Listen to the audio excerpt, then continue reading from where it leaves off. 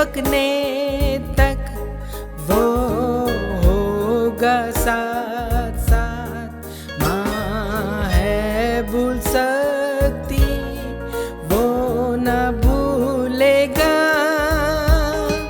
अब यीशु पास आओ, प्रेम अनुपम पाओ, प्यार यीशु मसीह का ही बचाएगा।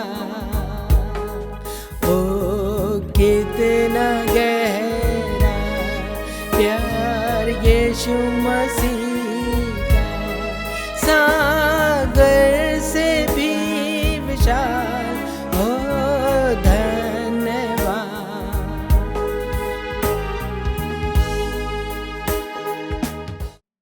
प्रभु का धन्यवाद हो इन सुंदर घड़ियों के लिए जो उसने हमें दिखलाया। सभी ऑनलाइन व्यूअर्स का शबद की सर्विस के लिए वेलकम है। आइए हम सब इस शबद सर्विस को जारी रखते हुए आइए हम सब दुआ करें। धन्यवाद के साथ तेरे पास आते हैं प्रभु जी कि तूने हमें सुंदर मौका दिया कि हम एक बार फिर से तेरे चरणों में आ सके। धन्यवाद देते हैं पिता परमेश्वर बीते हर पल हर क्षण के लिए जिसमें तूने हमें संभाल करके रखा। धन्यवाद देते हैं प्रभु जी इस टेक्निक के लिए जो तूने हमें दी कि इस घड़ियों में भी पिता परमेश्वर हम तेरे सम्मुख आ सके।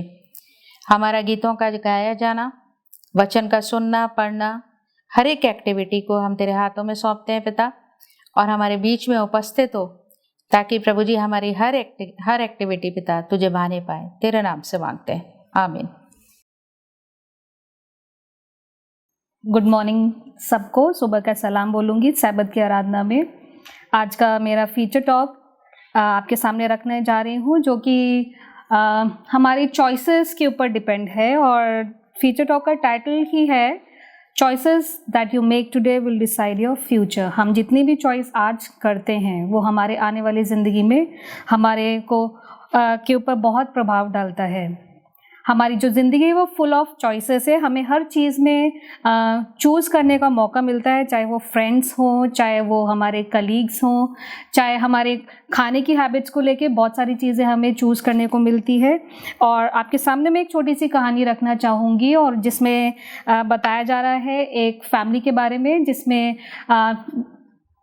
फादर के बारे में कहा गया कि वो बहुत ही रूड इंसान है और फैमिली में सबसे कभी भी किसी से तमीज़ से बात नहीं करते हैं। और इसी को अगर हम कंपेयर करें, जो उनकी वाइफ है वो बहुत ही सिंपल लेडी है और बहुत ही शांत रहती है घर में, और जो पूरी फैमिली है इन दोनों जो पर्सनालिटीज़ हैं, जो फादर है मदर है, इनके दोनों के ऊपर बेस्ड हैं।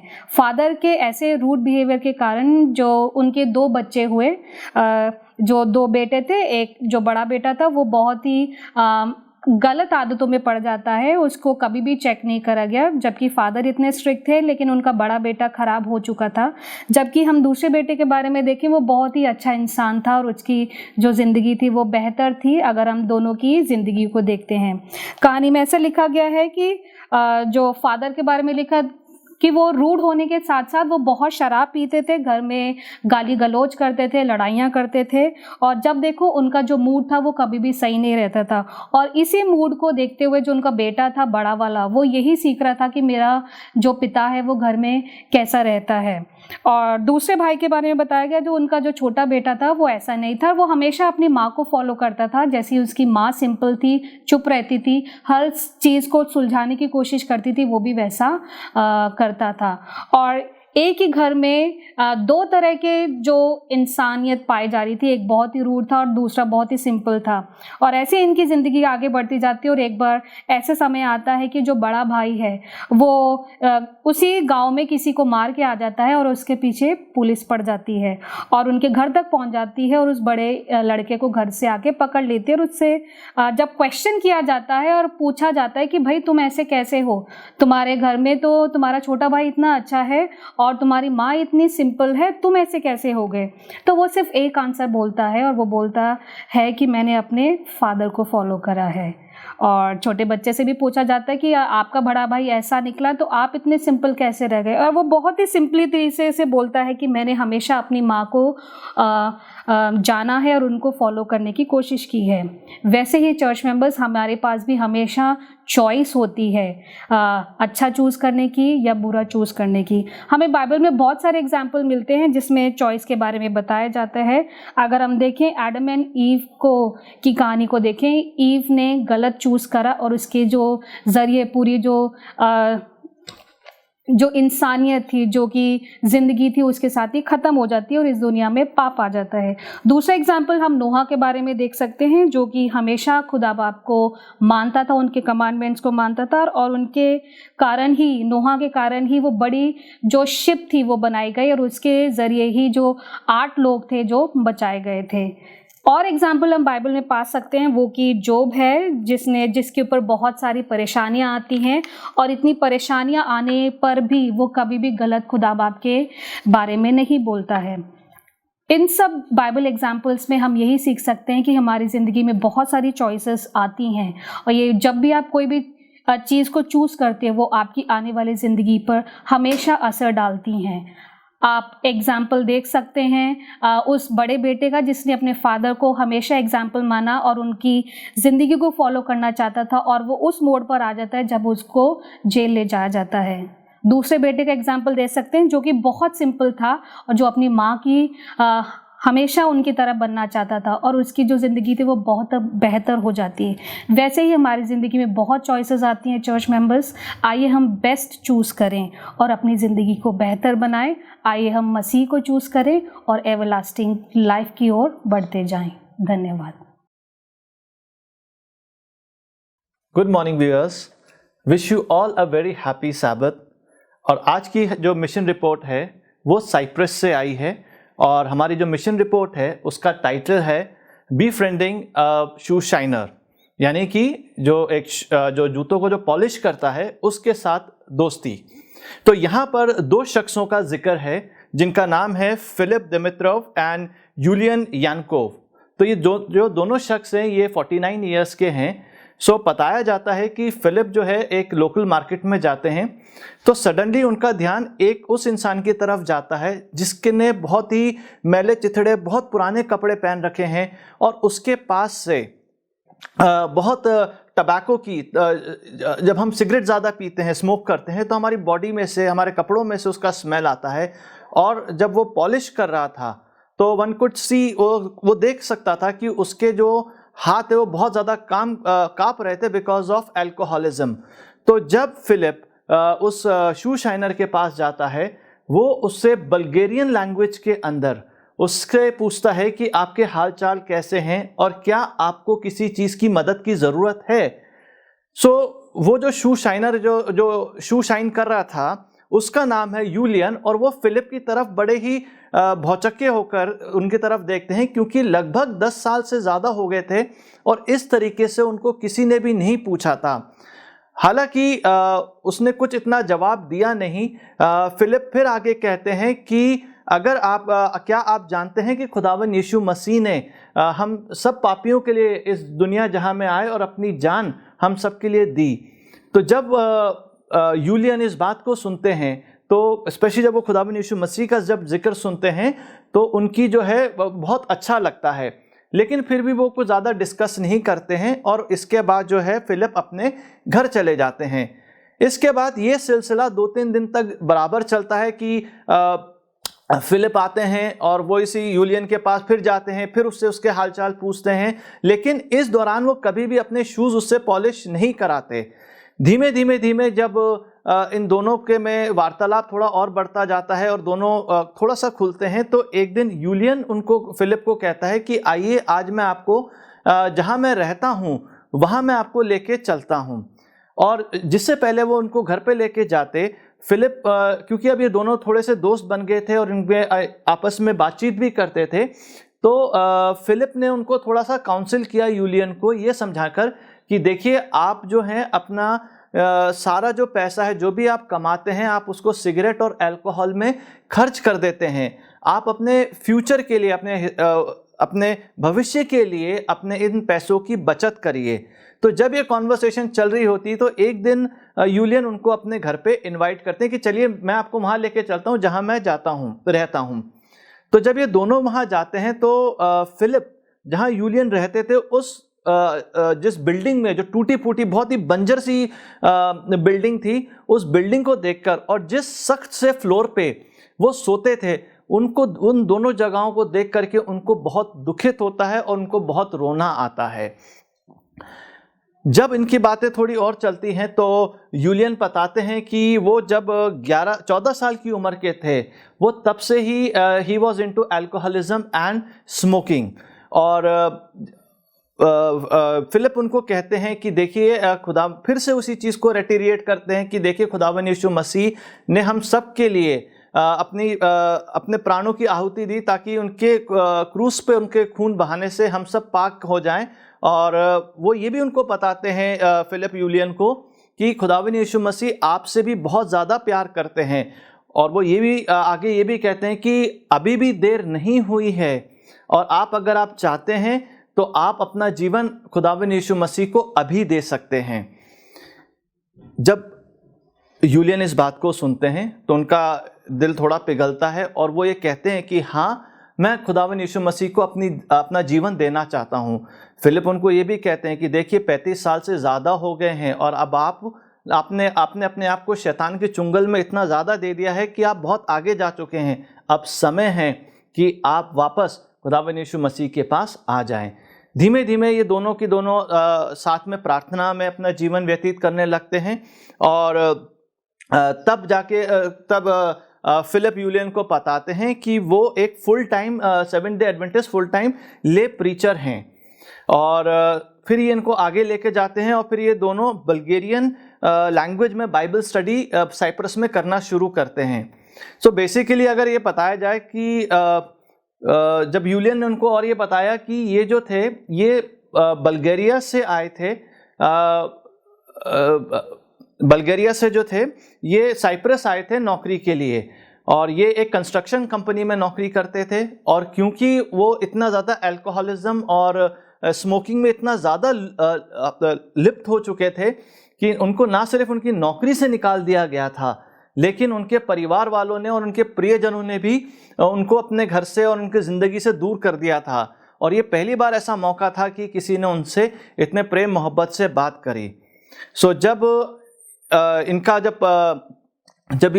फिलिप धीमे धीमे जैसे जैसे और प्रभु में बढ़ते चले जाते हैं और उनकी फिलिप इनको यूलियन को गाइड करते जाते हैं और वो जैसे जैसे और वचन में पक्के होते जाते हैं तो हफ्ते भर जब यूलियन फैसला करते हैं तो इमीडिएटली वो जो है अल्कोहलिज्म एकदम छोड़ देते हैं और हफ्ते भर बाद वो अपनी सिगरेट स्मोकिंग की आदत को भी छोड़ देते हैं।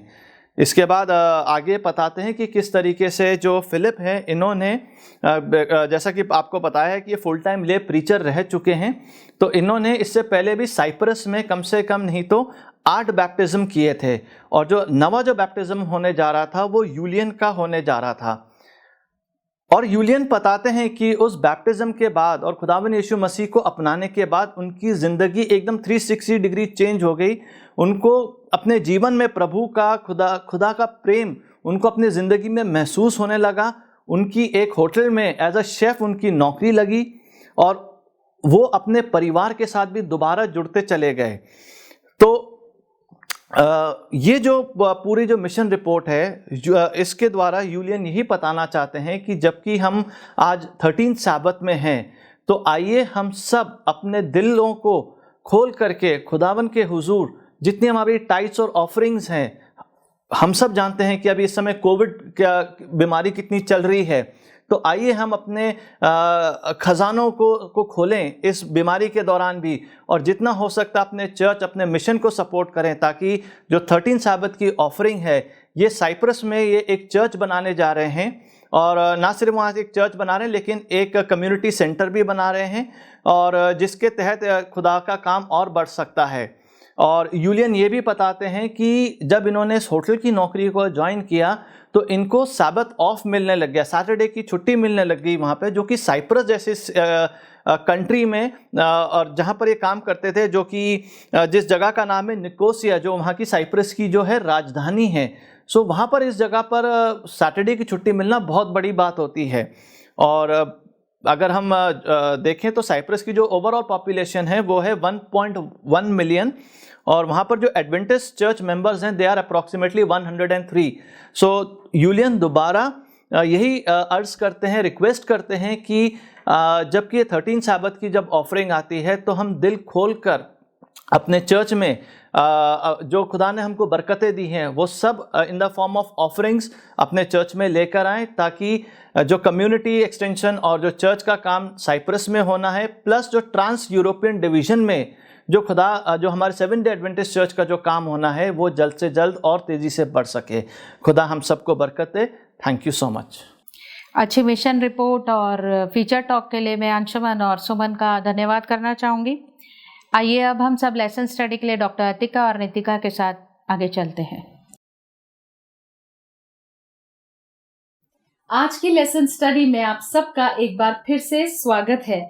हम इस पूरे क्वार्टर में हमने बाइबल को किस तरह से पढ़ना चाहिए और उसे किस तरह से इंटरप्रेट करना चाहिए ये हमने सीखा, और आज का जो हमारा फाइनल लेसन है इस क्वार्टर का, living by the word of God, परमेश्वर के वचन के अनुसार जीवन जीना, बहुत आवश्यक है। और I think it is the right and.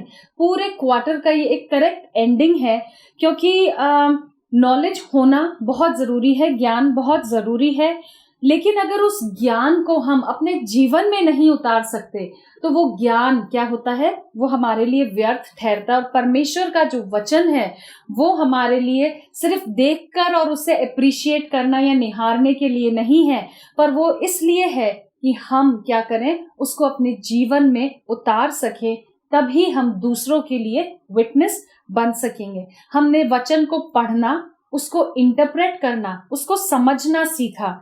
आज हम बात करेंगे कि उसके ऊपर किस प्रकार चल सकते हैं। और आज लेसन स्टडी में हमारा साथ देने के लिए हमारे पास मौजूद है नितिका सिंह। आपका स्वागत है।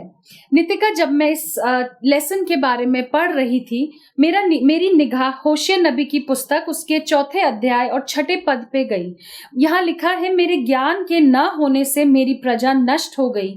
तूने मेरे ज्ञान को तुच्छ जाना, इसलिए मैं तुझे अपना याजक रहने के अयोग्य ठहराऊंगा, इसलिए कि तूने अपने परमेश्वर की व्यवस्था को तज दिया है। मैं भी तेरे बाल बच्चों को छोड़ दूंगा। तो मुझे लगता है परमेश्वर के ज्ञान को हमें तुच्छ नहीं जानना है, यानी कि हमें उसका ज्ञान तो रखना ही है, लेकिन उसकी व्यवस्था को तजना नहीं है, उसको छोड़ना नहीं है। हमें उसके ज्ञान को थाम कर उसकी व्यवस्था पर चलना है, नहीं तो हम नष्ट हो सकते हैं और हम अपने राह से, अपनी मंजिल से भटक सकते हैं। जैसा भजन संहिता 119 और उसके 105वें पद में लिखा है, तेरा वचन मेरे पांव के लिए दीपक और मेरे मार्ग के लिए उजियाला है। तो मार्ग किस लिए होता है? चलने के लिए। तो मार्ग, अगर हम परमेश्वर का वचन हमारे जीवन रूपी मार्ग के लिए उजियाला है और पांव का दीपक है, दैट मीन्स कि परमेश्वर चाहता है कि हम उसके वचन के अनुसार चलें। पहला यूहन्ना और उसके 1:7 पद में लिखा है, पर यदि जैसा वह ज्योति में है वैसे ही हम भी ज्योति में चलें। तो मेरा आपसे ये सवाल है, कितना जरूरी है कि हम परमेश्वर के वचन और पवित्र आत्मा के अनुसार चलें? अगर हम जैसे इस क्वेश्चन को देखते हैं कि कितना ज़रूरी है कि हम परमेश्वर के वचन और पवित्र आत्मा के उससे चले, तो हम आई थिंक हम अपना फोकस रख सकते हैं, जो पूरी बाइबल का फोकस है वो जीसस है, कि हम खुदा के अकॉर्डिंग कैसे चल सकते हैं। तो हमारा एग्जाम्पल, मेरे को ऐसा लगता है कि हमें किस तरीके से चलना चाहिए वो जीसस से हमें पता चलता है। और अगर हम देखेंगे कि हमें खुदा बाप से, जीसस से कैसे पता चलता है, वो हमें बाइबल पढ़ने से पता चलता है। हम और एग्जाम्पल ले सकते हैं कि हमें बाइबल पढ़ना क्यों ज़रूरी है, या हमें स्क्रिप्चर की नॉलेज रखना क्यों ज़रूरी है। तो हम बाइबल में कई इंसिडेंसेस हैं जहाँ पे जीसस के पास जब टेम्पटेशन आई तो उन्होंने स्क्रिप्चर को कोट करा। जब सेटन उन्हें टेम्प्ट करने के लिए आए तो उन्होंने हमेशा बोला बिकॉज इट इज रिटन, और उन्होंने बहुत सुंदर सी बात कही है। अगर हम लूक में भी देखेंगे 4:4 में, कि तुम सिर्फ जो आपका खाना है आप उससे जिंदा नहीं रह सकते हो, कि इंसान पर वो किससे, परमेश्वर के वचन से जिंदा रहेगा। तो हम देखते हैं कि कहीं ना कहीं खुदा ने इस बात को हिंट दिया है कि जो हमारी स्पिरिचुअल लाइफ के लिए जो फूड है वो बहुत ही man shall not live by bread alone, पर वो हर एक वचन जो परमेश्वर के मुख से निकलता है उससे जिंदा रहेगा। तो हमारे पास लिविंग वर्ड है जिससे हम, जो हमारा सोर्स बन सकता है हमारी लाइफ का, अगर हम पढ़ें जी। और हम देखते हैं कि बाइबल इन इटसेल्फ बताती है कि यीशु मसीह मसाया है, और हमें उसका एग्जाम्पल फॉलो करना चाहिए कि हम एक सही लाइफ लीड कर सकें। और जैसा कि जीसस ने बोला है कि अब मैं तो नहीं हूँ, पर मैं तुम्हारे लिए एक सहायक छोड़ के जा रहा हूँ जो तुम्हारी मदद करेगा। तो हम उस सहायक की मदद लें, उसके बारे में और जानें। उसके लिए हमें ज़रूरी है कि हम रोज़ बाइबल पढ़ें, इस तरीके से पढ़ें जिस तरीके से हम खाना खाते हैं, क्योंकि वो भी हमारी लाइफ का एक सोर्स है। Right, thank you so much. और मुझे लगता है जैसे आपने कहा, हमारा बेस्ट एग्जाम्पल यीशु मसीह है। और हम अगर बाइबल में देखें, मत्ती 5:17 में कहते हैं, मैं व्यवस्था का लोप करने नहीं, व्यवस्था को पूरा करने आया हूं। तो कई लोग सोचते हैं कि जब जीसस आए तो उन्होंने लॉ को या परमेश्वर की जो व्यवस्था थी उसको नलिफाई कर दिया, उसको खत्म कर दिया। बट वो खुद कहते हैं कि मैं उसको क्या करने आया हूं, उसको पूरा करने आया हूं। और इसीलिए फिलिपियों 2:8 में वो कहते हैं कि वो यहां तक आज्ञाकारी रहा कि मृत्यु, वहां क्रूस की मृत्यु भी सह ली। तो अपनी लाइफ से भी जीसस ने यही एग्जाम्पल सेट किया कि उन्होंने अपने जीवन में परमेश्वर के वचन के प्रति आज्ञाकारी वो सदा रहे। वाकई आप सही कह रही हैं। और अगर हम देखें, जैसा आपने बोला कि पवित्र आत्मा हमें सिखाएगा, तो बहुत क्लियरली हमें यीशु मसीह ने भी कहा है कि परंतु वो सहायक अर्थात पवित्र आत्मा जब आएगा तो वो सारी बातें जो मैंने तुम्हें बताई हैं स्मरण दिलाएगा। अब स्मरण दिलाएगा, इसका मतलब ये है कि स्मरण कब आ सकता है, आप रिकॉल कब करते हो, जब आपने पहले से पढ़ रखा है। अगर आपने पढ़ ही नहीं रखा, आप रिकॉल नहीं कर पाएंगे। तो बहुत लाजमी है ये कि हम अपनी क्रिश्चियन लाइफ में क्या करें, हम अपनी क्रिश्चियन लाइफ में डेली जो परमेश्वर के वचन पे में लिखा है हम उसके ऊपर चलें। क्योंकि यीशु मसीह साफ कहते हैं मरकुस 3:32 में, कौन है मेरी माता और कौन है मेरी बहनें, वो जो मेरे वचन पर चलते हैं। तो अगर यीशु मसीह भी हमसे यही कह रहे हैं कि हमें उनके वचन पर चलना है, दैट मीन्स कि जो हम पढ़ते हैं उसे हमें अपने जीवन में एक्सेप्ट करना है, उतारना है। जैसे हम बाइबल में पढ़ते हैं कि खटखटाओगे तो खोला जाएगा, ढूंढोगे तो पाओगे, खटखटाओगे तो खोला जाएगा, मांगोगे तो तुम्हें मिलेगा। तो ये सब भी क्या है, ये एक्शन वर्ड्स हैं। यानी कि जब तक हम खटखटाएंगे नहीं, हम हमारी तरफ से अगर एक्शन नहीं होगा तो दूसरी तरफ से भी क्या है, रिस्पॉन्स नहीं आएगा। तो क्रिश्चियन लाइफ, मसीही जीवन जो है वो पैसिव जीवन जो है वो नहीं है, वो एक एक्टिव जीवन है जिसमें परमेश्वर तो अपना रोल अदा कर ही रहा है। जरूरी है हम ये सोचें कि हम वो रोल अदा कर रहे हैं या नहीं। अगर हम यूहन्ना 12 और उसकी 35 पद में जाएं, वहां लिखा है, यीशु ने उनसे कहा, ज्योति अब तक थोड़ी देर तक तुम्हारे बीच में है, जब तक ज्योति तुम्हारे साथ है तब तक चले चलो, ऐसा ना हो कि अंधकार तुम्हें आ घेरे। और अंधकार में जो चलता है वो नहीं जानता वो किधर जाता है। तो हमारे पास आज ये ज्योति है, परमेश्वर का वचन, और ये जब तक हमारे पास है, क्योंकि आमोस हमें बताता है कि वो दिन भी जल्द आने वाले हैं कि परमेश्वर के वचन का अकाल पड़ेगा। तो जब तक हमारे पास ये ज्योति है, हमें क्या करना है, हमें इसको थाम के रखना है और इसमें चलना है। जब तक हम चलेंगे नहीं तब तक हम अपनी मंजिल तक जो है वो नहीं पहुंच पाएंगे। हमारी मंजिल के लिए पहुंचने के लिए जरूरी है कि हम उठकर, जहां हम हैं, हम वहां से उठकर उस मंजिल की ओर बढ़ें। एंड आई थिंक बाइबल तो शायद काफी लोग पढ़ते हैं और कई लोग हैं जो रोज भी पढ़ते हैं, जिन्होंने पूरी बाइबल को काफी अच्छी तरीके से याद भी कर लिया है। पर आई थिंक बहुत इंपॉर्टेंट है, जैसे जेम्स में बोलते हैं कि you have to be a doer. आप सिर्फ पढ़ नहीं सकते। जो हमारा आज का याद वचन भी है याकूब 1:22, बिल्कुल, कि हम सिर्फ पढ़ने वाले नहीं, सुनने वाले, एक्ट करने वाले बने, काम करने वाले बने। और याकूब बहुत अच्छी तरह से अपनी पत्री में साफ ये एक बैलेंस, कई लोग ये सोचते हैं कई बार कि उनके अंदर जो इंट्यूशन या फीलिंग आती है वो ये मानते हैं कि वो पवित्र आत्मा की अगुवाई है। लेकिन अगर हम यूहन्ना 16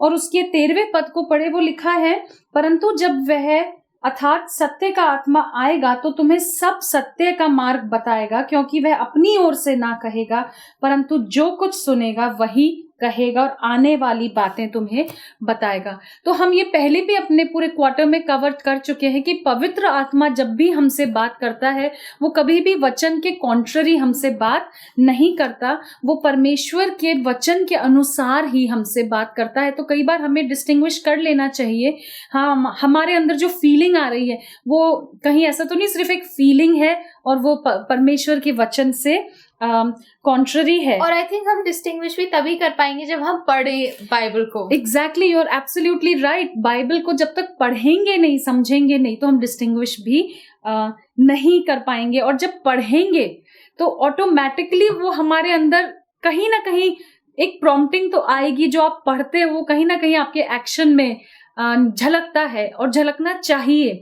तो जब परमेश्वर का वचन पढ़ते हैं तो जरूर वो हमारे एक्शन में झलकना चाहिए। लूका, जो आपने बात कही, मैंने वही वर्स निकाला है, लूका 6 और उसके 46 पद में लिखा है, जब तुम मेरा कहना नहीं मानते तो मुझे हे प्रभु क्यों कहते हो। तो ये मैं यीशु मसीह के ही वचन पढ़ रही हूँ। जो लोग ये मानते हैं कि अब व्यवस्था हम कामों से नजात नहीं मिलेगी, और बिल्कुल सही है, हमें कामों से नजात नहीं मिलेगी। नजात हमें यीशु मसीह पर विश्वास करने से मिलती है। पर उस विश्वास के बाद क्या, अगला स्टेप क्या है? जब हम उसे ग्रहण कर लेते हैं, जब हम उस पर विश्वास कर लेते हैं, जब हम किसी पर विश्वास करते हैं तो कुछ ना कुछ एक्शन ऑटोमेटिकली उसके प्रति जो है वो हमारे अंदर से निकल कर आता है। तो वो विश्वास जब हमारे कामों में जब तक नहीं झलकेगा तो हमारा मसीह होना व्यर्थ है, क्योंकि तब हम विटनेस भी, गवाही भी यीशु मसीह के नाम की जो है वो नहीं दे पाएंगे। और इसी से मिलता जुलता एक और वर्स है मत्ती 7 बाब और उसकी 21 आयत में। वहां पर भी यही लिखा है, जो मुझसे हे प्रभु कहता है उनमें से हर एक स्वर्ग के राज्य में प्रवेश ना करेगा, परंतु वही जो मेरे स्वर्गीय पिता की इच्छा पर चलता है। तो सिर्फ प्रभु करने से हमें नजात नहीं मिलेगी, जो हम उस पर विश्वास रखते हैं क्या वो हमारे कामों में, हमारे जीवन में, रोजमर्रा की हमारी जिंदगी में झलकता है या नहीं। मैं निकालना चाहूंगी रोमियो की पत्री और उसका 2 बाब, क्योंकि ये कुछ ऐसे वर्सेस हैं जो कई बार लोग कॉन्टेक्स्ट के बाहर जाकर पढ़ते हैं और उन्हें मिस इंटरप्रेट करते हैं, और वो एक बहुत ऐसी दिशा में चले जाते हैं जिसके बारे में बाइबल बात नहीं करती। यहाँ पर लिखा है 2:13 में, क्योंकि परमेश्वर के यहाँ व्यवस्था के सुनने वाले धर्मी नहीं, पर व्यवस्था पर चलने वाले धर्मी ठहराएंगे। और उससे पहले पौलुस हमको ये भी बताता है कि अगर हम 3:21 में पढ़ें, परंतु अब व्यवस्था से अलग परमेश्वर की वह धार्मिकता प्रकट हुई है जिसकी गवाही व्यवस्था और भविष्यवक्ता देते हैं। और उसके ऊपर वो डिफाइन करता है कि व्यवस्था का क्या काम है, पाप की हमें वो पहचान कराता है। तो जब तक हम सिर्फ सुनने वाले रहेंगे हम उसके राज्य में प्रवेश नहीं कर सकते, जब तक कि हम उसके वचन पर चले ना, एक्ट ना करें। और आगे वो लिखता है शायद 26 पद में, वरन इसी समय रोमियो 3 वरन इसी समय उसकी धार्मिकता प्रकट हो कि जिससे वे आप ही धर्मी ठहरे और जो यीशु पर विश्वास करे उसका भी धर्म ठहराने वाला हो। तो घमंड कहाँ रहा? कौन सी व्यवस्था के कारण? क्या कर्मों की व्यवस्था से? नहीं, वरन विश्वास की व्यवस्था से। इसलिए हम इस परिणाम पर पहुंचते हैं कि मनुष्य व्यवस्था के कामों से अलग ही विश्वास द्वारा धर्मी ठहरता है। तो ये पूरे वर्सेस जो मैंने आपके सामने पढ़े, जो मैं अपने दर्शकों के साथ भी शेयर करना चाहूंगी, कई बार हम उनको out of context in versus को पढ़कर एक ऐसे निष्कर्ष पे चले जाते हैं कि हम सिर्फ रहम से बचाए जाते हैं और अब हमें कामों की और व्यवस्था की जरूरत नहीं। पर मैंने आपके सामने ये भी पढ़ा कि कामों से हम बचाए तो नहीं जाएंगे, लेकिन व्यवस्था का काम आईने का है और वो हमें बता देती है कि हमारे काम किस हम कहाँ पर गलत हैं, हम क्या परमेश्वर के बच्चे कहलाने लायक काम कर रहे हैं, उसके नाम के लायक काम कर रहे हैं या नहीं। और इसीलिए वो आगे और आई थिंक जब हम बाइबल पढ़ते हैं तो हमें जो सबसे इम्पोर्टेंट रियलाइजेशन वो ये होता है कि हमें खुदा की ग्रेस की कितनी जरूरत है, बिल्कुल, डिस्पाइट हमारे काम के, और कि हम सिर्फ अपने वर्क से तो बचाए नहीं जा सकते, पर जब हम बाइबल पढ़ते हैं तो हमें ये एक रियलाइजेशन होते है कि हम कितने बुरे हो सकते हैं, पर गॉड हमें फिर भी एक्सेप्ट करता है, परमेश्वर हमें फिर भी एक्सेप्ट करता है। लेकिन ही डज नॉट, जब हम उसको एक्सेप्ट कर लेते हैं तो परमेश्वर कहता है उस अपने पाप के जीवन से निकल आओ, बाहर आ जाओ। So again you have to act, आपको कुछ करना पड़ेगा। पाप में रहकर परमेश्वर से जो है वो प्यार नहीं कर सकते, क्योंकि अगर आपको ज्योति से मिलना है तो आपको ज्योति बनना पड़ेगा। और आगे छठे बाप रोमियो में 15 पद में कहता है, तो क्या हुआ, क्या हम इसलिए पाप करें कि हम व्यवस्था के अधीन नहीं वरन अनुग्रह के अधीन है? आगे कहता है कदापि नहीं। In fact what you said, if you love Jesus तो आप कैसे काम करोगे, वैसे काम करोगे जिससे जीसस खुश होते हैं। तो हम कैसे ये सोच ले कि अब व्यवस्था पर चलना जरूरी नहीं, चलना जरूरी इसलिए है क्योंकि चलकर हम प्रूव कर सकते हैं या चलकर हम विटनेस होते हैं कि हम यीशु मसीह के वाकई चेले हैं, उसके पीछे चलने वाले हम मसीही हैं।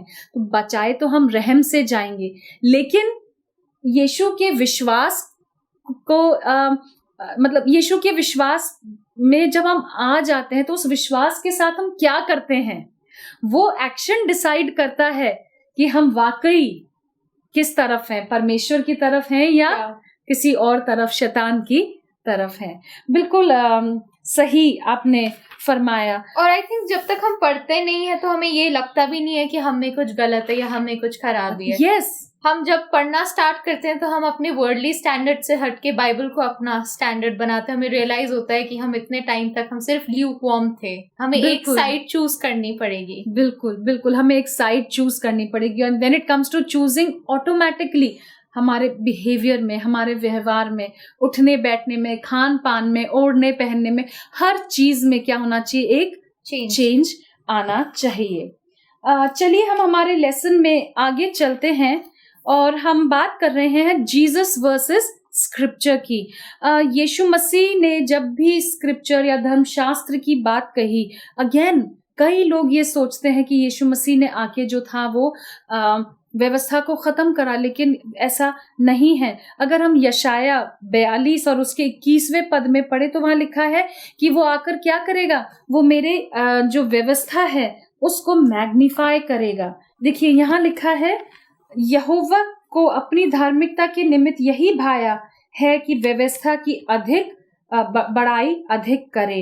तो यहाँ लिखा है कि ही विल मैग्नीफाई, पर में बढ़ाई करना। यीशु मसीह जब इस दुनिया में आए तो उनने, मेरे इंग्लिश ट्रांसलेशन में मैग्नीफाई, यीशु मसीह ने जो व्यवस्था को आके और एक्सप्लेन किया। अगर हम मैथ्यू चैप्टर 5 पढ़ें और वहां पर सरमन ऑन द माउंट पढ़ते हैं और उसके बाद हम देखते हैं, तुमने सुना होगा कि तू हत्या ना करना, पर मैं तुमसे कहता हूं कि अगर कोई अपने भाई से नाराज भी है, या तुमने सुना होगा कि तुम जिना ना करना, लेकिन अगर किसी ने किसी स्त्री को बुरी नजर से देखा तो वो अपने मन में जिना कर चुका है। तुमने सुना होगा कि तुम ये मत।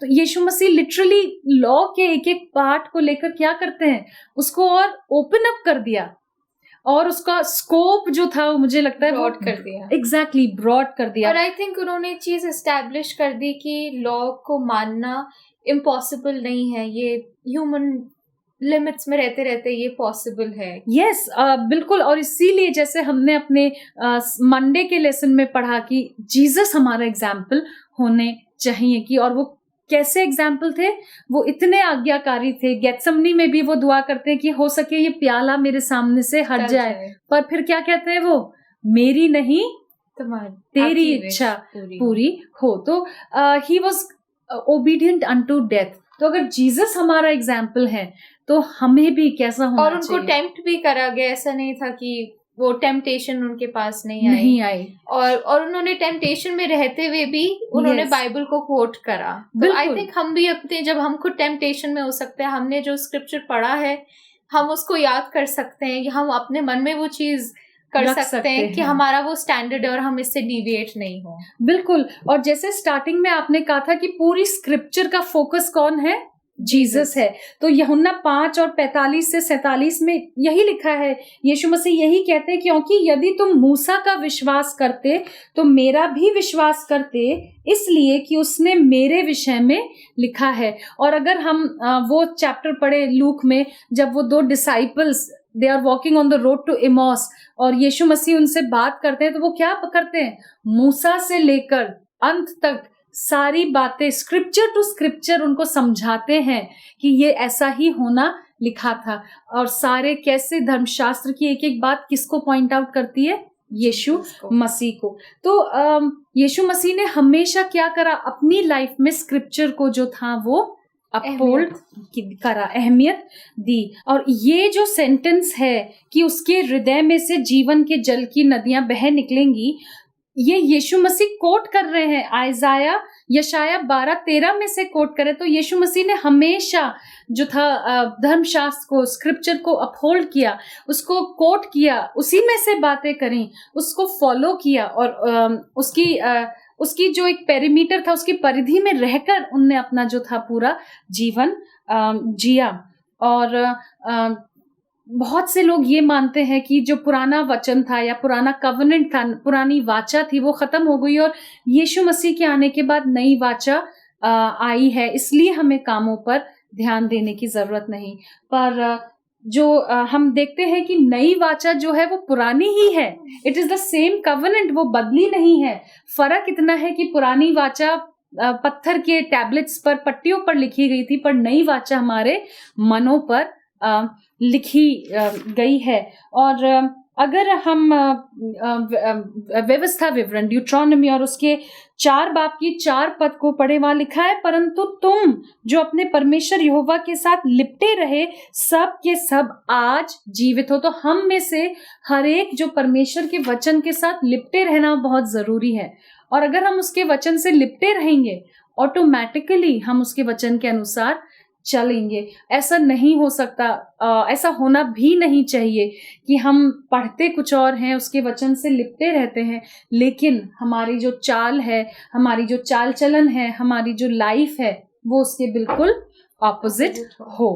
तो ये बहुत ज़रूरी है कि हम अपनी लाइफ में भी ध्यान दें कि हम जो पढ़ते हैं वो हमारी लाइफ में होना चाहिए। और वो कैसे होगा, जैसे आपने बोला कि जब तक हम पढ़ेंगे नहीं, हम उसके साथ टाइम स्पेंड नहीं करेंगे, हम कैसे कर सकते हैं। और यीशु मसीह, जैसे तुमने बोला कि यीशु मसीह ही हमारा एग्जाम्पल होना चाहिए, तो मैं पढ़ना चाहूंगी मरकुस उसका 1 बाब और 35 पद। भोर को दिन निकलने से बहुत पहले वह उठकर निकला और एक जंगली स्थान में गया और वहां प्रार्थना करने लगा। और ये यीशु मसीह की एक डेली प्रैक्टिस थी कि वो कुछ समय, और हम देखते हैं यीशु मसीह अपना कितना समय प्रेयर में अकेले गुजारते थे। हम देखते हैं कितनी बार ऐसा हुआ, चेले नाव पर निकल गए और वो प्रार्थना करने के लिए रुक गए और फिर यीशु मसीह जो है पानी पर चलकर उनके पास आते हैं।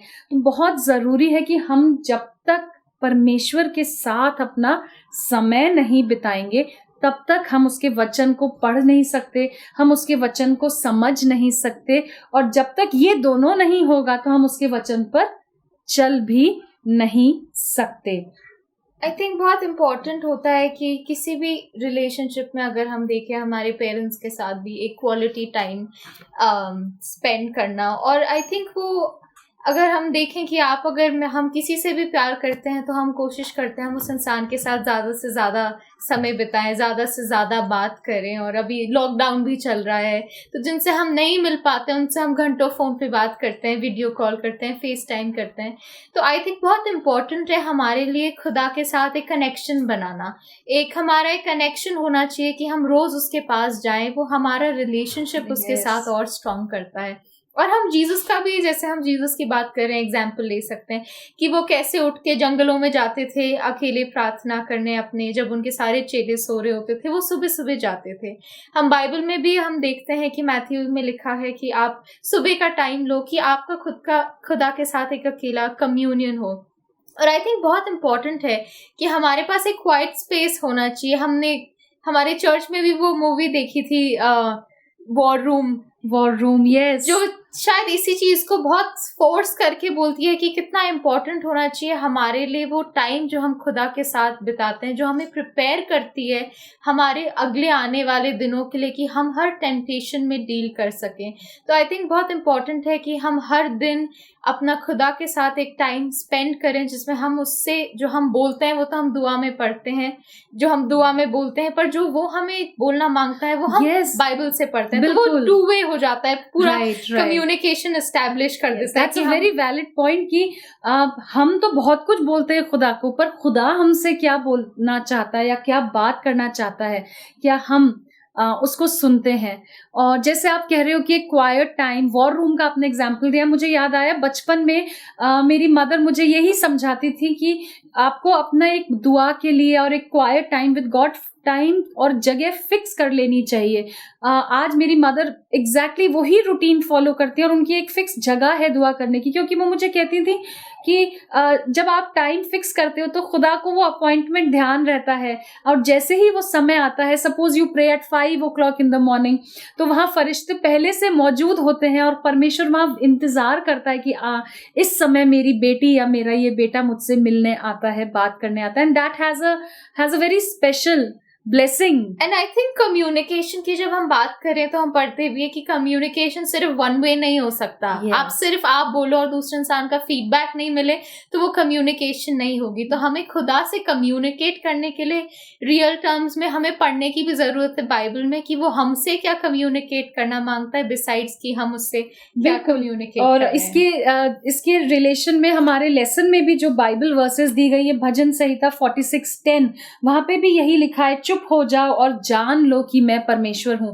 तो समटाइम्स ऐसा नहीं हो सकता कि आप और मैं बैठे और मैं बोलती जाऊं, तो वो कम्युनिकेशन नहीं है। तो I have to be quite to listen to you. तो परमेश्वर कह रहा है चुप हो जाओ और जान लो, तो हमें भी चुप होकर क्वाइट टाइम परमेश्वर के साथ कि परमेश्वर हमसे क्या बातचीत करना चाहता है, बाइबल के जो वर्सेस हम पढ़ रहे हैं वो हमसे क्या बोल रहे हैं, वो जानना बहुत जरूरी है। और ऐसे ही साम्स 62:1 में लिखा है, सचमुच मैं चुपचाप होकर परमेश्वर की ओर मन लगाए हूँ, मेरा उद्धार उसी से होता है। और 5वें पद में, हे मेरे मन परमेश्वर के सामने चुपचाप रहे, ताकि हम सुन सकें उसकी स्टिल क्वाइट वॉइस, जो परमेश्वर की धीमी सी आवाज आती है, हम उसकी आवाज को और मेरे को कहीं ना कहीं लगता है कि मॉर्निंग आवर्स बेस्ट होते हैं इसके लिए। Yes, you are absolutely right, morning hours best होते हैं। और मुझे याद आता है साम्स 143, और उसमें जो मेरा इंग्लिश वर्जन है उसमें बहुत अच्छी तरह से लिखा हुआ है, let me here in the morning of your steadfast love. अपनी करुणा की बात मुझे मॉर्निंग में, हिंदी में तो मॉर्निंग वर्ड नहीं है बट इंग्लिश में मॉर्निंग वर्ड है, कि अपनी करुणा की बात मुझे क्या बता, सुबह सुबह बता, क्योंकि मैंने तुझी पर भरोसा रखा है। तो morning time plus I think it is very important, हम अपने दिन की शुरुआत कैसे करते हैं, बिगिनिंग बहुत इंपॉर्टेंट होती है हर चीज़ की। तो अगर दिन की शुरुआत परमेश्वर से हो तो आई थिंक वो थॉट दिन भर हमारे साथ रहेगा, कहीं ना कहीं वो हमारे एक्शंस को इम्पैक्ट करेगा, कहीं ना कहीं एक पैटर्न हमारे मन में सेट होगा, आज परमेश्वर ने मुझसे ये बात करी तो मुझे ऐसे अपनी लाइफ जीनी है। तो हम शायद क्रिश्चियन लिविंग बहुत अच्छी तरह से कर पाएंगे if we start our day with God.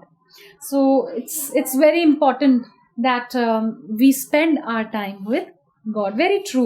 आइए लेसन में हम आगे चलते हैं और मैं चाहूँगी आप बात करें मेमोरी एंड सॉन्ग, याद करना मेमोराइज करना परमेश्वर के वचन को और गीतों का गाना कितना जरूरी है? आई थिंक हमारा आधे से ज्यादा टास्क इजी हो जाता है। जैसे हम वो गाना गाते हैं, rejoice in the Lord always and again I से, और कितने ऐसे सीक ये first the kingdom of God, बहुत सारे। हमने शायद अनकॉन्शियसली, हमने इसमें कोई कॉन्शियस दिमाग नहीं लगाया होगा कि हम इसको याद करें, वो हमारे शायद दिमाग में बैठ गया और हम आखिरी तक गाने एक ऐसी चीज होती है हम नहीं भूलते हैं। right. और गानों के माध्यम से मेरे को ऐसा लगता है हम कहीं पे भी हो हम गाना गुनगुना सकते हैं। बिल्कुल। और मैंने जो बहुत इम्पोर्टेंट चीज जो देखी है, हम इस तरीके से स्क्रिप्चर को दूसरों के साथ बांट भी सकते हैं। हम शायद डायरेक्टली हम किसी को अप्रोच नहीं कर सकते कि हम उसे वर्ड ऑफ गॉड शेयर नहीं कर सकते, पर हम यूजुअली गानों के द्वारा, मैं एग्जांपल दूं कि हम लोग कैंप में जाते थे तो कैंप में क्रिश्चियन सॉन्ग्स गाते थे और हम लोग काफी छोटे थे, तो मैं जानती हूँ कई मेरे फ्रेंड्स को नहीं पता था जीसस कौन है या कुछ भी नहीं पता था, पर वो आज भी उन गानों को याद रखते हैं और आज भी उन्हें आज तक वो गाने 10 साल बाद भी याद हैं। तो आई थिंक, और वो कहीं ना कहीं उन गानों पे पॉन्डर करते होंगे तो उन्हें खुदा की भी ट्रूथ के बारे में पता चलता होगा। तो आई थिंक गाना और जिस तरीके से हम उन्हें एंजॉय कर सकते हैं वो एक बहुत इंपॉर्टेंट मीडियम है कि हम खुदा के साथ कैसे कनेक्ट करें। और प्लस पॉइंट ये है कि हम स्क्रिप्चर भूलते भी नहीं है, गानों की तरह हम याद कर लेते हैं। बिल्कुल। आप जब बात कर रही थी तो मैंने कुलसियों 3:16 निकाला क्योंकि मुझे वो याद आया। वहां लिखा है, मसीह के वचन को अपने हृदय में अधिकाई से बसने दो। हृदय में बसने के लिए हमें उसे याद करना पड़ेगा और सिद्ध ज्ञान सहित एक दूसरे को सिखाओ और चिताओ और अपने मन में अनुग्रह के साथ, कहता है, परमेश्वर के लिए भजन और स्तुति गान और आत्मिक गीत गाओ। हम सब जानते हैं कि praise and worship is probably the most important, बहुत इम्पॉर्टेंट हिस्सा है परमेश्वर की वर्शिप का स्वर्ग में भी। और इसीलिए बाइबल कहती है कि आत्मिक गानों के साथ, हिम्स के साथ, साम्स के साथ क्या करो, तुम एक दूसरे को सिखाओ। Songs make music speaks to the heart, और हमारे मन के अंदर एक अलग ही हलचल, जब कई बार हम बहुत खूबसूरत गाना परमेश्वर की महिमा में सुनते हैं, रोंगटे खड़े हो जाते हैं। तो सॉन्ग्स वाकई बहुत ज़रूरी हैं।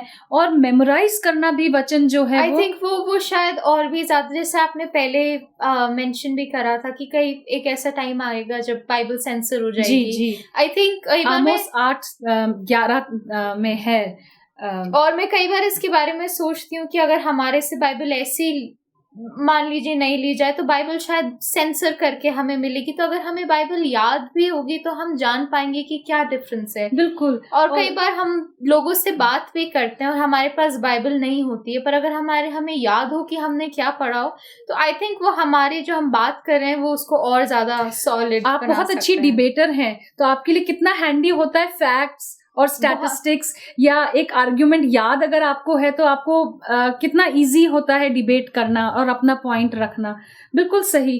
और अगर हम देखें तो जब हम याद करते हैं तो, क्योंकि जब हम अपनी डेली लाइफ जी रहे हैं, हमारे सामने कोई टेम्पटेशन आती है, कोई मुश्किल घड़ी आती है, एक डिस्करेजिंग क्षण हमारी लाइफ में आया, हम बहुत निराश हैं, हताश हैं, हर समय हो सकता है हमारे पास बाइबल ना हो, लेकिन जब हमें परमेश्वर के वचन याद है, अगर हमें डर लग रहा है तो हम भजन 23 बोल सकते हैं अगर हमें याद है तो। और जब मैं इसको पढ़ रही थी मेरे दिमाग में एक बहुत इंपॉर्टेंट चीज आई कि जब हम किसी चीज को पढ़ते हैं उस इंटेंशन से कि हमें याद रहे, तो हम ज्यादा एफर्ट से पढ़ते हैं, हम उसकी छोटी छोटी नुआंसेस को भी, बारीकियों को भी दिमाग में रखते हैं। बल्कि हम ऐसे पढ़ते हैं कि हमें एक पैसेज पढ़ना है तो हम आधी चीजें तो उड़ा ही देते हैं, हमें याद रहने में बहुत स्कैन कर लेते हैं। बिल्कुल। और परमेश्वर का वचन व्यवस्था विवरण 6:7 में कहता है, तू इन्हें अपने बाल बच्चों को समझाकर सिखाया करना और घर में बैठे, मार्ग में चलते, लेटते उठते इनकी चर्चा किया करना। दैट मीन्स परमेश्वर चाहता है हम हर समय, जब तक उसका वचन हम अपने मन में नहीं बसाएंगे, हम लेटते उठते बैठते चलते जो है उसके वचन के ऊपर पॉन्डर नहीं कर सकते, सोच चिंतन मनन नहीं कर सकते। तो मुझे बचपन में अगेन याद है कैसे मेरी मदर मुझे इनकरेज करती थी, और वो इस तरह से करती थी कि अपने बर्थडे पे तुम हर बर्थडे पे एक नया साम या एक नई वर्स या कुछ नए चैप्टर्स जो है वो मेमोराइज करो, और उसके कारण मुझे बहुत सारे चैप्टर्स और साम्स जो हो गए वो याद हो गए। और आज भी अगर परेशान हूँ, डिस्करेज्ड हूँ, तो मुझे वो एक साम याद आ जाता है, एक वर्स याद आ जाती है। और जैसे हमने अभी डिस्कस किया कि पवित्र आत्मा स्मरण दिलाएगा, और आप बात कर रहे थे कि किस तरह से हम जब किसी और से भी बात करते हैं यीशु मसीह की, और अगर हमें याद नहीं है तो हम कैसे उससे परमेश्वर का प्रेम बांट सकते हैं। तो जब तक याद नहीं होगा तो द होली स्पिरिट कई बार प्रॉम्प्टली एकदम से एक पद आपके दिमाग में आ जाता है।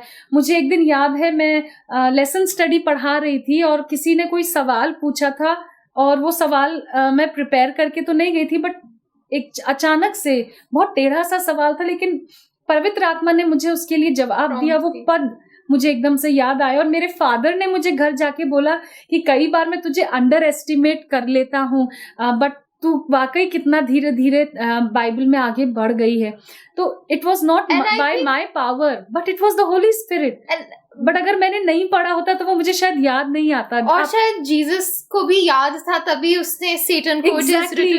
और सारी चीजें कोट कर पाई। बिल्कुल। तो उसने भी अगर जीसस को याद नहीं होता तो वो इट इज रिटन जो थे, क्योंकि देखिए शैतान क्या करता है, शैतान यीशु मसीह के पास आके स्क्रिप्चर ही कोट करता है और उसको ट्विस्ट करके कोट करता है। तो अगर हमें याद नहीं है तो हम कैसे, और आई थिंक आजकल यही हो रहा है ट्विस्टिंग को समझ पाएंगे। और जैसे हमने पिछली बार भी पढ़ा कि हम स्क्रिप्चर को कई बार इंटरप्रेट गलत कर देते हैं, तो कई बार लोग हमारे साथ भी सामने आते हैं और वो स्क्रिप्चर ही कोट करके हमें कोई और चीज पढ़ाना मांगते हैं। तो अगर जब तक हम अपनी जो हमने पढ़ा है हमें वो अच्छे से याद नहीं और हमने उसे समझा नहीं हो, तो हम शायद उसको रिफ्यूट नहीं कर पाएंगे। बिल्कुल, उनकी अंडरस्टैंडिंग में हम गिव इन कर देंगे। बिल्कुल आपने सही कहा। और अगर हम कंक्लूजन की तरफ अगर अपने लेसन पे चलते हैं तो हम देखते हैं पहला यूहन्ना, और again this is for specially for those people जो कई बार ये सोचते हैं कि पुराने नियम में था लॉ को फॉलो करना है, नए नियम में लॉ को फॉलो करने की जरूरत नहीं है। लेकिन अगेन मैं अपने दर्शकों को बताना चाहूंगी कि फॉलो करना बचाए जाने के लिए तो जरूरी नहीं है, लेकिन क्योंकि हम बचाए गए हैं इसलिए फॉलो करना जो है वो बहुत जरूरी है। क्योंकि जीसस ने खुद ने फॉलो करा, जीसस ने खुद ने ये नहीं बोला कि मेरे को अब लॉ फॉलो करने की जरूरत नहीं है। If he himself being a God, yes, being the law giver, he followed it. तो हमारे लिए भी इम्पोर्टेंट है। और बहुत सिंपल सी बात है, if you love me you will follow my command, you will obey my command. Exactly, यहाँ पे मैं यही पढ़ना चाह रही हूँ। पहला यूहन्ना और उसका 2 बाप और उसकी 17 आयत, संसार और उसकी अभिलाषाएं दोनों मिट जाती हैं, पर जो परमेश्वर की इच्छा पर चलता है वह सदा बना रहेगा। और ऐसा कौन है हम में से जो सदा बना नहीं रहना चाहता? हम सब सदा बने रहना चाहते हैं। मैं आपके सामने पढ़ना चाहूंगी पहला शमूएल और उसका 15 बाप और उसकी 22 आयत। और यहाँ पे शमूएल शाऊल से कह रहा है, क्या यहोवा होम बलियों और मेल बलियों से उतना प्रसन्न होता है जितना कि अपनी बात के माने जाने से प्रसन्न होता है? जैसे आपने कहा, if you love me you will follow my commandments. अगर हम परमेश्वर से प्रेम करते हैं तो वो हमारी ऑफरिंग से नहीं, लेकिन हमारे मन से जो कि उसके पीछे चलता है उससे जो है वो ज्यादा प्रसन्न होता है। और आई थिंक हम देखते हैं कि जो खुदा है, he is a God of order, he is a God of law. तो उसके लिए भी कुछ चीजें सेट हैं जो वो टॉलरेट नहीं कर सकता, जो शायद हम लॉ के अगेंस्ट काम करते हैं, जो सेटन ने भी करा, जिस वजह से उसे आसमान से निकाल दिया गया था। तो वहां पे भी कोई लॉ, वहां पे भी कोई ऑर्डर था। तो आई थिंक वो सेम इधर भी परसिस्ट करता है, जो हमारे पे। और बहुत शायद खूबसूरत बात है जो हमें उन्हें सिर्फ उन्हीं मानने से हमें नजात नहीं मिलेगी, वो उसकी ग्रेस से मिलेगी। पर हम एक अटेम्प्ट कर सकते हैं जैसे जीसस ने करा, और ये बात पॉसिबल करवा दी कि हम ओबे कर सकते हैं सारे कमांडमेंट्स। हम बिल्कुल, जैसा आपने कहा, मुझे मत्ती 21 बाप में हम एक कहानी पढ़ते हैं, एक छोटी सी पैराबल। यीशु मसीह ने हमेशा दुनिया से एग्जाम्पल्स लेकर, सिंपल लोगों के जीवन से एग्जाम्पल्स लेकर, जो थे बहुत कॉम्प्लिकेटेड कॉन्सेप्ट्स जो थे, छोटी छोटी कहानियों में लोगों को समझाए। यहाँ पर भी एक कहानी है। यहाँ कहते हैं, तुम क्या सोचते हो, किसी मनुष्य के 2 पुत्र थे। उसने पहले के पास जाकर कहा, हे पुत्र, आज दाख की बारी में काम कर। उसने उत्तर दिया, मैं नहीं जाऊंगा, परंतु बाद में पछता कर गया। फिर पिता ने दूसरे के पास जाकर ऐसा ही कहा। उसने उत्तर दिया, जी हाँ जाता हूँ, परंतु नहीं गया। इन दोनों में से किसने पिता की इच्छा पूरी करी? नितिका आप बताएं। पहले वाले ने। उसने मना तो कर दिया था, लेकिन क्या करता है? जाता है, पछता कर जाता है। क्यों? तो इन दोनों में से कौन है जो अपने पिता को प्रेम करता है? हम कहाँ से जज कर रहे हैं? एक्शन से, उसके कामों से हम जज कर पा रहे हैं कि कौन अपने पिता को सच्चा प्रेम करता था। एक तो सिर्फ लिप सर्विस करता है, कहता है चला जाऊंगा, पर जाता नहीं है।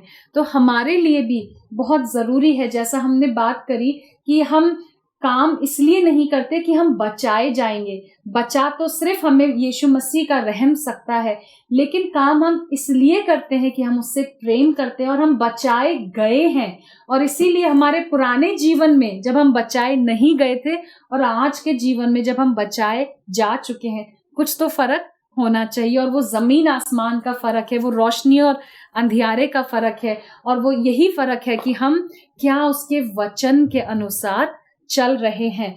लास्ट में मैं आपसे बात करना चाहूंगी, हमारे संविधान में 2 चीजें हैं, फंडामेंटल राइट्स, मौलिक अधिकार, और directives principles of state policy.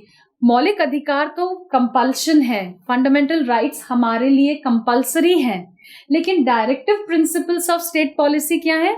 They are guidelines, suggestive nature है। देश चाहे तो वो उनको ध्यान में रख के कानून बना सकता है। परमेश्वर का वचन जो है वो सजेस्टिव नहीं है, वो गाइडलाइन नहीं है, वो एक कंडीशन है, complete condition like fundamental rights, जिसे हमें पूरा करना है। सो परमेश्वर का वचन सजेस्टिव ना हो कि इट इज करेक्टिव, वो हमारे अंदर सुधार लाता है। और अगर हमारे अंदर सुधार नहीं लाता, इसका मतलब शायद हम उसको सही तरह से पढ़ नहीं रहे या दिल से पढ़ नहीं रहे। और अगर पढ़ के भी चेंज नहीं हो रहे, तो बहुत बड़ा क्वेश्चन मार्क है आपकी और मेरी डेस्टिनी पे। बहुत अच्छा लेसन लगा मुझे कि कितना ज़रूरी है कि हम परमेश्वर के वचन के अनुसार चलें, और जब तक चलेंगे नहीं तब तक ये प्रूव नहीं होगा कि हम वाकई मसीही हैं या नहीं। परमेश्वर आप सबको आशीष दे। पर्वतों को देखूंगा मैं, कौन है मददगार मेरा? मेरा मददगार खुदा है, मेरा मददगार खुदा है, जिसने ज़मीं और आसमां को बनाया, जिसने ज़मीं और आसमां को बनाया। पर्वतों को देखूंगा मैं, वो तेरे पाँव को फिसलने नहीं देगा, वो तेरे पाँव को फिसलने नहीं देगा। खुदावंद है तेरा जागा हुआ, तुझे तन्हा न छोड़ेगा। खुदावंद है तेरा जागा हुआ, तुझे तन्हा न छोड़ेगा।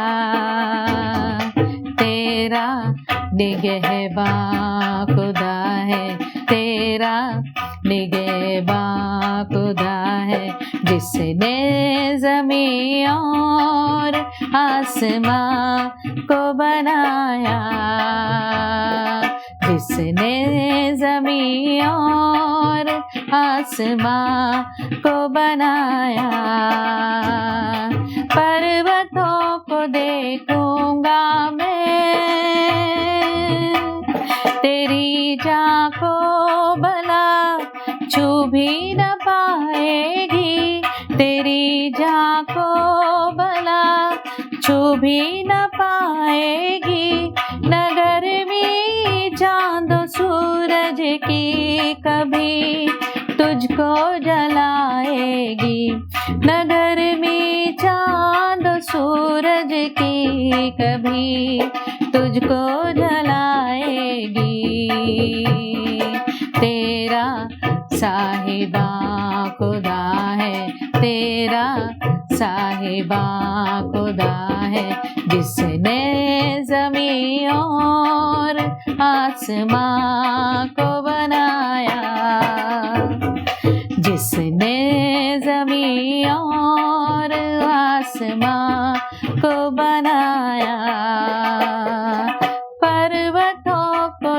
देखूंगा मैं, कौन है मददगार मेरा, कौन है मददगार मेरा, मेरा मददगार खुदा है, मेरा मददगार खुदा है, जिसने ज़मीं और आसमां को बनाया, जिसने ज़मीं और आसमां को बनाया, जिसने ज़मीं और आसमां को बनाया। Good morning and happy Sabbath to all of you. मैं आप सबों को इस ऑनलाइन डिवाइन सर्विस में वेलकम करना चाहती हूँ। आशा करती हूँ कि आज के वचन से हम सभी आशीषित होंगे। आज की स्क्रिप्चर रीडिंग के लिए मैं पढ़ना चाहूँगी ज़कराया उसका 3 और 4 और 5 आयत में, जिस पे इस प्रकार से लिखा हुआ है, तब दूत ने उनसे जो उसके सामने खड़े थे कहा, इसके ये मैले वस्त्र उतारो। फिर उसने उससे कहा, देख मैंने तेरा अधर्म दूर किया है और मैं तुझे सुंदर वस्त्र पहना देता हूँ। तब मैंने कहा, इसके सिर पर एक शुद्ध पगड़ी रखी जाए। अतः उन्होंने उसके सिर पर याजक की योग्य शुद्ध पगड़ी रखी और उसको वस्त्र पहनाए। उस समय यहोवा का दूत पास खड़ा रहा। इस वचन के पढ़े और सुने जाने पे हम सभी आशीषित हों। आज के हमारे वक्ता है पास्टर एजरस लकड़ा।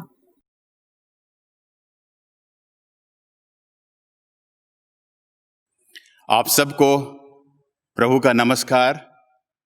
आज सबत के दिन हम खुश हैं कि हम परमेश्वर के वचन से हम अध्ययन कर सकते हैं। मेरा शीर्षक है आज परमेश्वर का स्नेह और मनुष्य का उल्लंघन। हम इससे पहले कि हम परमेश्वर के वचन पर जाएं, हम प्रार्थना करेंगे।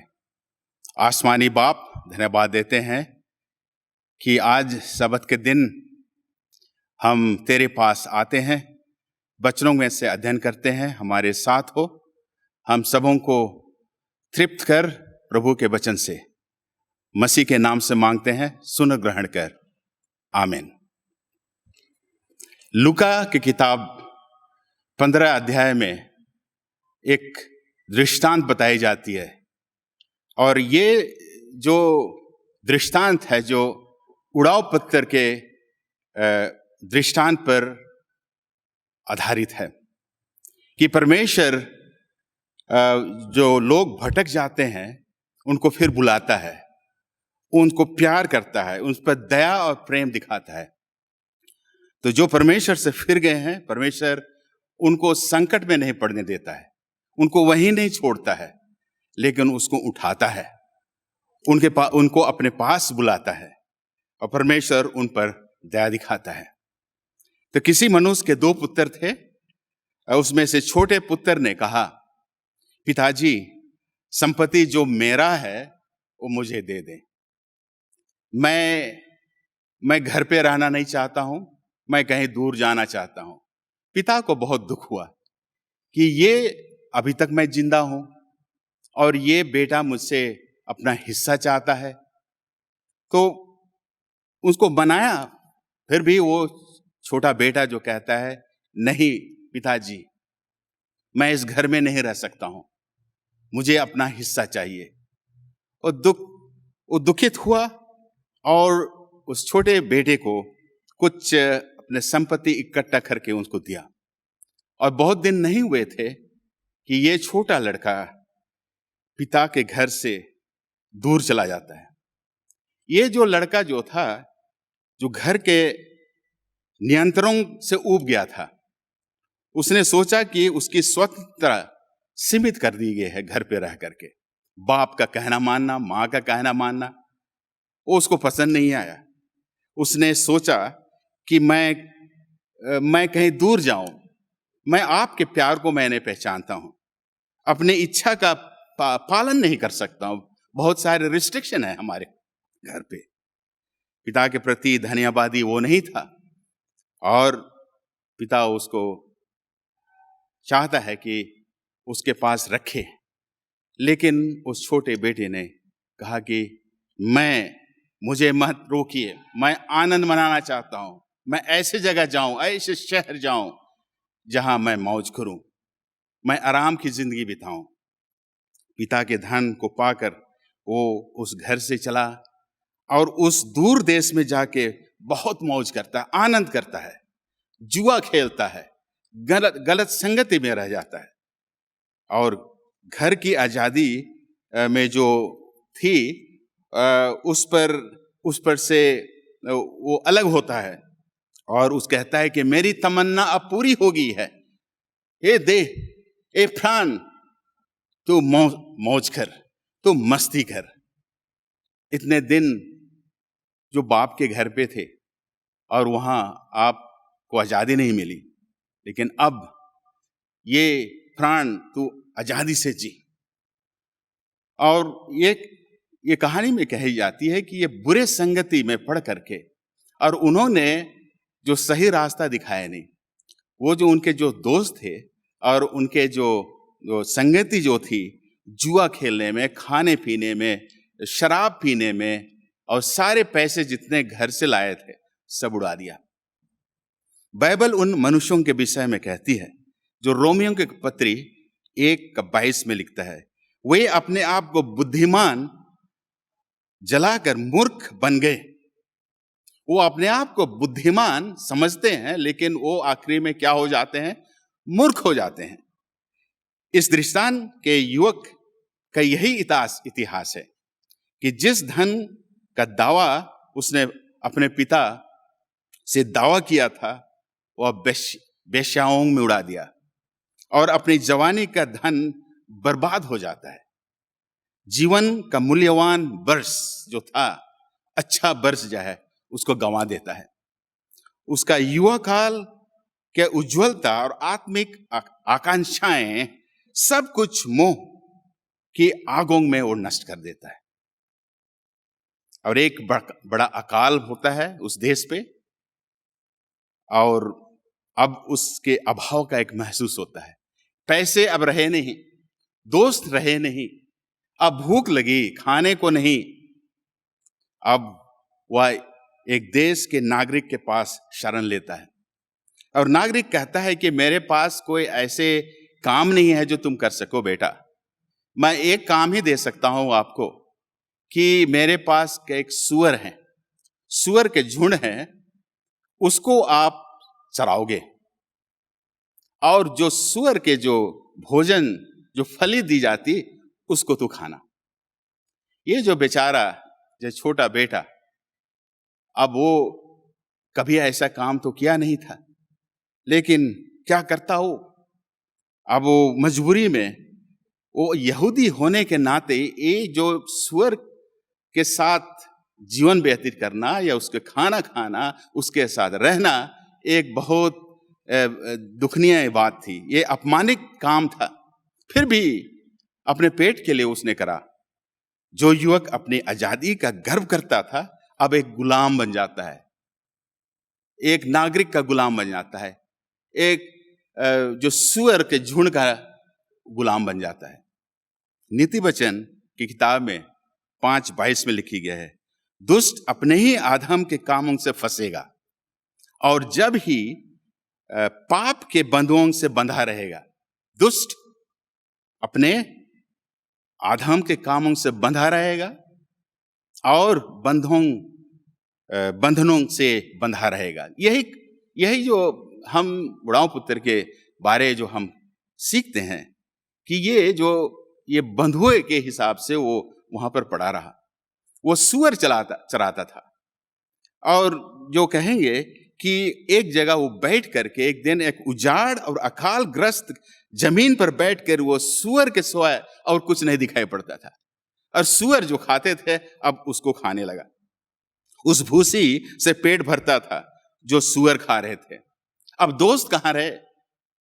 वो याद करता है, दोस्त को उन्होंने खिलाया, मस्ती किया, पैसे खर्च किए, कई जगह जो खाने में खर्च किए। अब अपने उन्नतिशील देशों में वो 4 दोस्त दो यार दोस्त जो थे वो कहाँ ही चले गए। अब उनके पास भी वो रह नहीं पाया, पैसे खत्म हो गए थे, भूख नहीं मिटती थी। अभी यहाँ जो सुअर के पास बैठा हुआ है ना, ये एक पापी की दशा का एक तस्वीर है। जब हम पाप करते हैं, जब हम यीशु से दूर चले जाते हैं, तो हमारी दशा यही होती है। पापी पापमय इच्छा की पूर्ति में परमेश्वर से अलग हो जाता है। हमारी दशा क्या है? अगर हम परमेश्वर के वचनों को ना पढ़ें, प्रार्थना ना करें, गिरजा ना आए, उसकी आज्ञा नहीं माने, और हमारी स्थिति उसी प्रकार की होती है जैसे कि ये जो बुढ़ाऊ पुत्र की जो दशा है। ये अधन्यवादी पुत्र की तरह अपने हक के तौर पर परमेश्वर से अच्छी अच्छी वस्तुओं का जो आनंद लेता था, अब ना रहा। परमेश्वर को धन्यवाद देने की जरूरत नहीं समझता था। अब उसको जब होश आया, हम जानते हैं कि जो कैन जो था, कैन जो परमेश्वर की उपस्थिति से वो चला गया, उसी प्रकार से उड़ाव पुत्र भी परमेश्वर की उपस्थिति से चला जाता है। वो पिता के घर में जो था, वो परमेश्वर पिता को दर्शाता है। जो पापी परमेश्वर को भूलकर आनंद ढूंढते हैं, वो कहीं मिल नहीं पाता है। वो जो दूर चले जाता है, आनंद कभी आज के दिन, आज कल और थोड़े दिन के लिए हम आनंद पा सकते हैं, लेकिन हमेशा नहीं। जो परमेश्वर के साथ जो चलता है, वो हमेशा आनंद पाएगा। जो भी कुछ दुख तकलीफ हुई है, लेकिन वो कहता है कि मेरे पास आओ, मैं तुम्हें शांति दूंगा। और ये उड़ाऊ पुत्र जो है, ये अब विचार करता है, अब ये ठान लेता है कि मैं खाने के लिए वापस अपने पिता के पास जाऊं। मुझे भूख लगी है।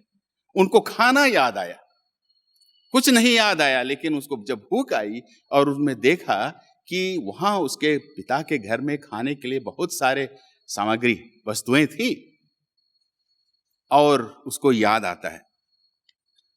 ये जो उड़ाऊ पुत्र है, अपना धन को बर्बाद करता है, बहुमूल्य वर्षों को उड़ा देता है। ये जो जवानी का जो बरस जो है, उस समय वो जा करके अपने जीवन को बर्बाद करता है। वह अपने मन, हृदय और प्राण की शक्तियों को बर्बाद करता है। हमारी जिंदगी कितनी है? बाइबल में पाते हैं, भजन संहिता का 90:10 में, हमारी आयु कितनी साल की होती है? चाहे वो बल के 70 साल के होते हैं, और बल के कारण और 10 साल जुड़ जाने से भी 80 साल है। बस हमारी जिंदगी कितने साल की होती है? अब इस साल में हम मौज उड़ा करके हम परमेश्वर से दूर हों, हमारा क्या लाभ है? हमारी जिंदगी बहुत थोड़े दिन की है। हमारी जिंदगी एक फूल की नाई है, जो आज फूला और कल नहीं। एक घास की तरह, ये भाप की तरह है, जो तुरंत दिखाई देता है और लुप्त हो जाता है। और एक छाया के प्रकार तरीका है। ये जो पानी जो गिर जाता है जमीन पर, उस प्रकार है जो कि आप उठा नहीं सकते हैं, उसको कलेक्ट नहीं कर सकते हैं। यही हमारी जिंदगी है। तो हम इस छोटी सी जिंदगी है, इसको हम परमेश्वर को क्यों ना दें? जो इसमें लिखी गई है, मत्ती 16:26 में लिखी गई है, यदि मनुष्य सारे जगत को प्राप्त करे और अपने प्राण की हानि उठाए, तो क्या लाभ? हमारी कोई लाभ नहीं है इसमें। सारे जगत को हम प्राप्त करें, लेकिन अपनी जिंदगी को हम खो बैठे, तो कोई लाभ नहीं है। इसलिए कहता है इस पे कि हमारी जो जिंदगी है, एक बहुत गंभीर जीवन है, थोड़ी जीवन है, थोड़ी दिन के लिए है। हम यीशु मसीह के लिए जिए, हम परमेश्वर के साथ रहें, उसके वचन पर अध्ययन करें, हम प्रार्थना करें, अपने आप को दे दें।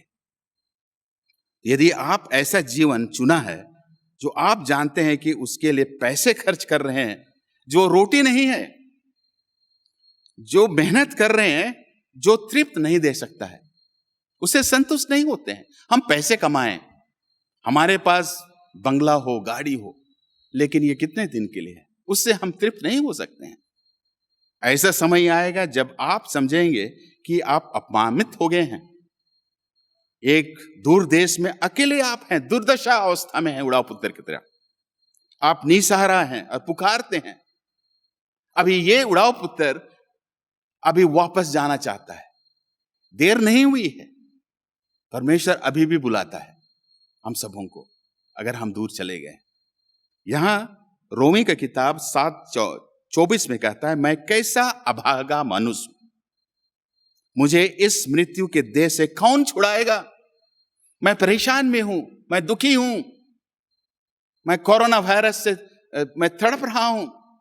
जो अभी बहुतों को लगा नहीं है, बल्कि मैं कह रहा हूं कि ये जो तड़पते हुए जो हमारे जो शरीर और दिल और हम लोग का ख्याल जो रहता है, उससे कौन बचाएगा, कौन छुड़ाएगा?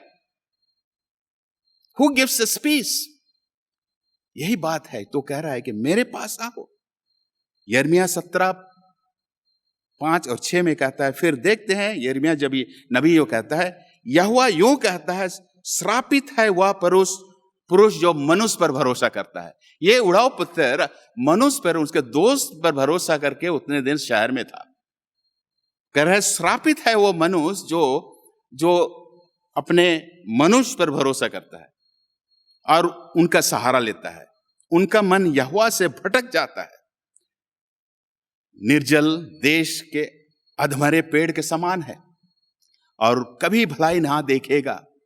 वह निर्जल और निर्जन स्थान और लोथ नई भूमि पर बसेगा, लेकिन परमेश्वर सच्चा है। यही यिर्मयाह की किताब कहता है 17 अध्याय में। और मत्ती 5:45 में लिखता है, वह भले और बुरों दोनों पर अपना सूर्य उदय करता है, धर्मियों और अधर्मियों दोनों पर मेघ बरसाता है। बुरे और अच्छे दोनों पर बरसाता है। परमेश्वर सबको प्यार करता है, सबको प्यार करता है, परंतु मनुष्य के पास अपने धूप और बौछार से बंद करने की शक्ति है। लेकिन परमेश्वर दयालु है, वो हमें प्यार करता है, वो अनुग्रहकारी है, पापियों पर भी दृष्टि रखता है। जब हम पश्चाताप करते हैं, उसके पास आते हैं। ये छोटा जो बेटा जो था, पश्चाताप करके अपने पिता के पास आता है। परमेश्वर का प्रेम अभी भी उस पर तरस है, जो भी हम उससे अलग हो गए हैं। लेकिन परमेश्वर का प्रेम अलग नहीं कर सकता है। उड़ाव पुत्र अपने दुर्दशा में अपने आप आया। ये जो अपने आप आया, परमेश्वर उसके मन में ऐसा करा कि वो कभी ना कभी अपने बाप को याद करे। हम जब दूर चले जाते हैं, ऐसा ना हो कि हम कभी परमेश्वर को याद ना करें, लेकिन कभी ना कभी हमें याद करने की जरूरत है और हम वापस आते हैं। शैतान उन पर धोखा देने वाले व्यक्ति से कहता है, नहीं, परमेश्वर तुम्हें क्षमा नहीं करेगा। तुम्हारा जो पाप इतना गहरा है, जो परमेश्वर तुमको क्षमा कर ही नहीं सकता है। भूल जाओ परमेश्वर को। नहीं, जितने भी प्रकार के जो हमारे जो गुनाह हैं, वो उनको क्षमा करता है। उसी तरह परमेश्वर का प्रेम का निश्चयता पापी को परमेश्वर के पास लौटने के लिए विवश करता है और वो परमेश्वर की कृपा मन फिराव को सिखाती है। रोमी 2:4 में लिखा गया है, क्या तू अपनी कृपा और सहनशीलता और धीरज रूपी धन को तुच्छ समझता है? क्या यह नहीं समझता है कि परमेश्वर की कृपा तुझे मन फिराव को सिखाती है? यही जो बाइबल हमें सिखाती है, मन फिराव की वचन। हम जितने भी गंदे काम करें, जितने भी दूर चले जाएं, लेकिन यीशु का आत्मा हमको वापस ले आता है। हमें आज चाहिए कि ये आत्मा हम पर खड़े, कि वो आत्मा जैसे उड़ाव पुत्र का मन जो उसके पिता पर था, और वो अपने घर को रवाना देता है। जोखिम में पड़े प्रत्येक प्राणी को एक सोने का चेन ईश्वरीय प्रेम दया को दिखाती है। यिर्मयाह 31:3 में लिखता है, मैं तुझसे सदा प्रेम रखता आया हूं, इस कारण मैंने तुझ पर अपनी करुणा बनाए रखी है। क्या है सुंदर वचन जो लिखी गई है इसमें। पहला कोरिन्थियों के 10:13 में लिखा है कि कोई ऐसा परीक्षा हमें नहीं देता है जो सहने से बाहर है, और परमेश्वर सच्चा है कि वो सामर्थ्य से बाहर परीक्षा में ना पड़ने देगा। अगर हम परीक्षा में पढ़े भी, लेकिन वो अपना रास्ता दिखाएगा कि हम उस परीक्षा से, उस दुख से हम कैसे निकले। क्या ही सुंदर वचन है, वो हमें छोड़ता नहीं है, हमको उपाय बताता है कि आप कैसे वहां से निकले, उस दलदल से हम कैसे निकले। यह युवा अब सुअरों के झुंड, अब भूसा को छोड़ करके कहां चलता है? अपने पिता के पास जाता है। अपने शरीर के चिथड़े को ढांकने के लिए उसके पास कुछ नहीं रहे। समझो कि वो अर्धनंगा पड़ था। अब ऐसे दशा में वो कितने दिन से नहाया नहीं था, गंदे, उसके बाल बड़े हो गए थे। उस हालत में अपने पिता के पास जाता है।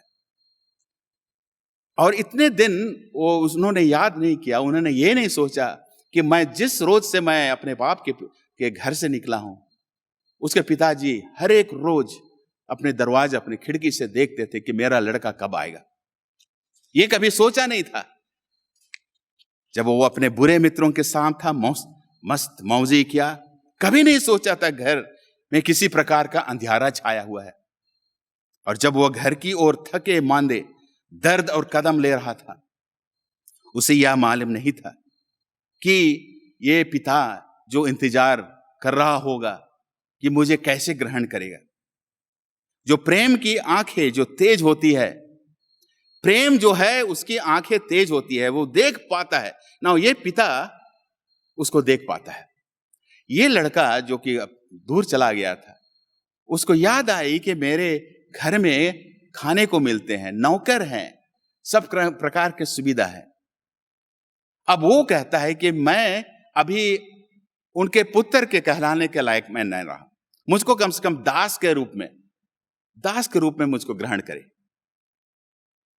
प्रेम जो है, पिता का प्रेम की आंखें तेज होती है। बरसों के पाप जो हम करते हैं, परमेश्वर हमें देखता है, क्षमा करता है। ये पिता उसको गौर से देखता है कि एक लड़का बहुत दूर से आस्ते आस्ते चलता है, उसके गंदे कपड़े और बाल बिखरे हुए, अब वहां आस्ते आस्ते कर नजदीक पहुंचता है। तब वो देखता है, पहचानता है कि हाँ, ये तो उसका लड़का ही लगता है। कि 1 साल गुजर गए हैं, अब लड़के का चेहरा भी बदल चुका होगा। वह स्वयं अपने कंधे से बड़े कपड़े निकालता है और उस लड़का जैसा पहुंचता है और उसके शरीर पर ढकता है। और बेटे पश्चाताप करता है और सिसकिताता है, कह रहा है, पिताजी, मैंने स्वर्ग के विरोध में और तेरी दृष्टि में मैंने पाप किया है, और अब इस योग्य नहीं रहा कि मैं तेरा पुत्र कहलाऊं। पिता उससे गले लगा करके घर ले जाता है। और हम पाते हैं यहां पर कि और घर के श्रेष्ठ वस्तुओं से उसको सम्मानित करता है। उसको पहले क्या करता है? उसको वस्त्र पहनाता है। उसको कहता है कि अच्छे से अच्छा वस्त्र। ये अच्छे से अच्छा वस्त्र क्या होता है? मतलब ये जो है कि सबसे बढ़िया वस्त्र उसको पहनाया जाए, यीशु मसीह की धार्मिकता पहनाई जाए, जो कि सबसे अच्छा, जो यीशु मसीह की धार्मिकता को हम देखते हैं, उससे ढक देता है। जितने भी पाप करें, दूर चले जाएं, जब उसके पास आए तो उसकी धार्मिकता, उसके कपड़े की धार्मिकता हम पहन लेते हैं। और फिर नौकरों से कहता है कि अंगूठी पहनाओ। उनके कह रहा है कि उसके हाथ में अंगूठी पहनाओ।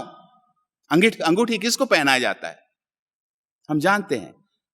और उसमें प्यार और मोहब्बत रहता है, और चाहता है कि पिताजी के हमेशा जो अंगूठी जो पहनाया गया है वो कि हमेशा उसके साथ रहे। और उससे कहता है कि उनको जूतियां पहनाओ, उसको अच्छे से अच्छा वस्त्र पहनाओ, अंगूठी पहनाओ, जूतियां पहनाओ, और खाने के लिए अच्छे भोजन दो। क्या ही पिता है जो भी हम उसके पास आते हैं, नंगे पैर, फटे हुए वस्त्र हमें उड़ाता है। जो कहता है परमेश्वर कहता है, और ये जो पिता कहता है, जो खो गया था वो मिल गया है, और जो मर गया था वो जिंदा हो गया, मेरे साथ आनंद मनाओ। क्या ही सुंदर वचन है कि अपने बेचैन युवकाल में उड़ाव पुत्र ने अपने पिता को कभी नहीं सोचा। उसको सोचा था कि ये बहुत कड़ा पिता है, ये जो बहुत कठोर पिता है। आज उसको महसूस होता है कि कितना दयालु है, कितना सबको प्यार करता है। इसी तरह शैतान कोशिश करता है कि परमेश्वर दयालु नहीं है, लेकिन हम जानते हैं कि परमेश्वर दयालु है, वो कठोर नहीं है। वो हम जब उनके पास आते हैं वो हमें दंडित नहीं करेगा, परंतु यह ख्रिस्ट का प्रेम से खोली गई है, जो दया से संपूर्ण देखेगा।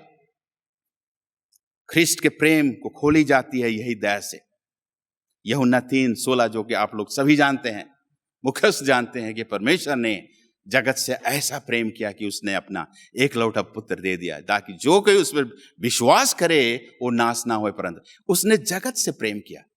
जगत से प्रेम कर एक लौटा पुत्र दे देता है। जो हमारा जो परमेश्वर है वो प्रेम का पिता है, और वो जान देने के लिए अपने पुत्र को जान देने के लिए भेजा। भजन संहिता 103:13 में कहता है, जैसे पिता अपने बालक पर दया करता है, वैसे ही यहोवा अपने डरवायों पर दया करता है। दयापन, हम उसके दयापन को पहचाने। दृष्टांत में पिता किसी प्रकार की बुराई की चर्चा नहीं करते। बीते हुए जितने भी उसके गुनाह थे कोई याद नहीं करता है। ये नहीं कहता है कि बेटा तो कहां चला गया था, अब तो बहुत मस्ती किया, अभी आ रहे हो घर। नहीं, वो कहता है कि पुराने चाल, पुराने विचार, पुराने गंदी आदत, पुराने गुनाह सबको मैं भुला जाता हूं। यिर्मयाह 31:34 में, मैं उनका अधर्म क्षमा करूंगा और पाप को कभी स्मरण नहीं करूंगा, कभी याद नहीं करूंगा। मीका 9:19 में लाता है, मैं सब पापों को गहरे समुद्र में डाल दूंगा। भजन संहिता 22:32 में कहता है, वो धन्य है जिसका अपराध क्षमा किया जाता है। भजन संहिता 103:12 में कहता है, उदय चल से अस्त चल जितने दूर है उतने दूर मैं तुम्हारी गुनाह को दूर करूंगा। जो पूरब से पश्चिम जितने दूर है उतने दूर मैं तुम्हारी गुनाह को मैं दूर करूंगा। क्या ही सुंदर वचन है। हमारे गुनाह को याद नहीं करता है। जितने भी हमने गंदे काम किए हैं, जितने भी गुनाह, जितने भी पाप किए हैं, इसको वो यीशु मसीह हमको चंगा करता है। उसके नाम से हम चंगे होते हैं। यहोवा यूं कहता है कि आओ, यह यशायाह की किताब 1:18 में कहता है, आओ और हमसे विवाद करो। बात विवाद करो कि तुम्हारे गुनाह, तुम्हारे पाप चाहे लाल रंग के हो, हिम की नाई उजला हो जाएगा, और जो तुम्हारी जो गुनाह अर्ध वानी रंग के हो वे भी श्वेत हो जाएंगे। क्या ही सुंदर वचन है ये। यूहन्ना 1:9 में कहता है, यदि हम अपने पापों को मान ले तो हमारी पापों को क्षमा करने में और सब अधर्म से शुद्ध करने में विश्वास योगी और धर्मी है। क्या ही सुंदर वचन है। बहुत सारे पदस्थल हैं, इसको हम उस पर गौर नहीं कर रहे हैं, लेकिन और एक पदस्थल जो है इसमें लिखी गई है, मीका 7:19 में कहता है, उसके पापों को गहरे समुद्र में डाल दूंगा, गहरे से गहरे समुद्र में डाल दूंगा, मैं याद नहीं करूंगा उसको। मेरे पीछे पीठ के पीछे मैं फेंक दूंगा और कभी मैं देखूंगा नहीं उनको। यशायाह 55:7 में कहता है, दुष्ट आत्मा और दुष्ट चाल चलन और अनर्थकारी सोच विचार छोड़कर यहोवा के पास आए। सब बुरे काम छोड़ के हम में जो ऐसी होनी चाहिए कि समय एक बहुत बहुमूल्य है। हम कितने दिन जिंदा रहेंगे हम नहीं जानते हैं। हम अंत के समय में वास करते हैं। हमारी जिंदगी बहुत थोड़ी दिन की होती है। क्या हम अपने आप को पश्चाताप ना करें, परमेश्वर के पास ना फिरें? हम जानते हैं कि बहुत सारी घटनाएं घट रही हैं। यीशु मसीह का आने का बहुत निकट है। तो ये कोरोना वायरस जैसे बीमारी आपको परेशान कर रही है, आपके मन में निराशा है, डर है कि क्या होगा, लेकिन परमेश्वर हमें कहता है कि मुझ पर विश्वास करो। मैं शरण स्थान हूं, मुझ पर विश्वास करो। यशायाह 44:22 में कहता है, मेरी ओर फिरो, मेरी ओर तुम लौट जाओ। हम कब तक हम रुके रहेंगे उस गंदे काम, उस पापमय में, उस गुनाह में कब तक हम पड़े रहें? हम कब तक सुअर के जो जैसे कि उड़ाव पुत्र जो था वो कब तक वो पड़ा रहे? एक दिन कम से कम सोच आया कि भाई मैं पिता के पास जाऊं। ये सोच हमें होनी चाहिए। हमारे पास छोटे बड़े सब गुनाह होते हैं, लेकिन वक्त बहुत कम है कि हमें यीशु मसीह के पास आना है, मान लेना है। वो क्रूस काट पर, वो सूली पर चढ़े हमारे लिए, आपके लिए। वो हमें हमारे पापों को धो डालता है। यूहन्ना 6:37 में कहता है, जो कोई मेरे पास आएगा उससे मैं कभी नहीं निकालूंगा। क्या ही सुंदर वचन है। भजन संहिता 51:7, जुफा से मुझे शुद्ध कर, मैं पवित्र हो जाऊंगा। मुझे धो, हिम से भी अधिक मैं श्वेत बनाऊंगा। अब हिम से श्वेत और क्या होता है? कह रहे हैं कि बर्फ जो है, हिम जो है, उससे भी श्वेत बनाऊंगा। सारे पाप को क्षमा कर दूंगा। क्षमा के लिए कहीं दूर मुझे पहाड़ पे जाना नहीं है, या हिमालय नहीं जाना है, या गंगा, या स्नान करना नहीं है कोई नदी में। लेकिन यीशु मसीह आपके पास है। वो हमें सबको बुलाता है, हमें प्यार करता है, हमें पश्चाताप का निमंत्रण देता है। हम उसके पास आए। उठिए, उठिए, चलिए। उड़ाव पुत्र ने उठा, परमेश्वर की जो आत्मा उस पर आई, हमारे पास भी परमेश्वर की आत्मा, यीशु मसीह की आत्मा हम पर आए कि हम उठ खड़े हों, वहीं गंदे जगह हम ना पड़े रहें, और ये टूटे मन से में हम ना रहें, दुर्बल में ना रहें। ये हम आत्मा के लिए हम प्रार्थना करें। तो इसमें हम कहते हैं कि ये जकरिया के 3:4-5 में कहता है, मैले वस्त्र उतारो, रिमूव योर डर्टी क्लोथ्स। ये गंदे वस्त्र को उतारो। फिर उसने कहा, देख मैं तेरा अधर्म दूर किया है और आपको मैं सुंदर वस्त्र दूंगा।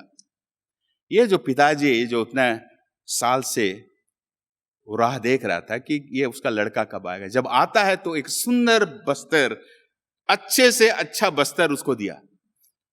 सोने का जो अंगूठी जो होते हैं उसको पहनाया, जूते पहनाया, खाने को दिया।